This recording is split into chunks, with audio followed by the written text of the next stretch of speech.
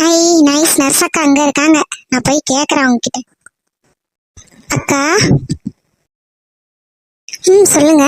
என்ன வேணும்? தனியார் ஆஸ்பத்திரினால நம்மளுக்கு என்ன வேணும்னு கேட்டு கொடுப்பாங்க போல.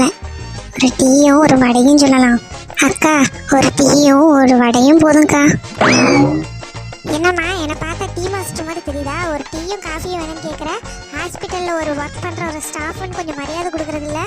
நீங்கள் தனக்கா கேட்டீங்க என்ன வேணும்னு, அதுதான்க்கா அப்படி சொன்னேன்.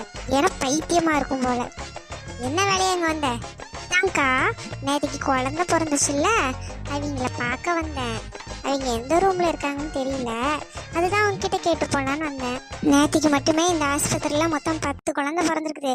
நீ யாரை பார்க்க வந்தேன்னு சொல்லு.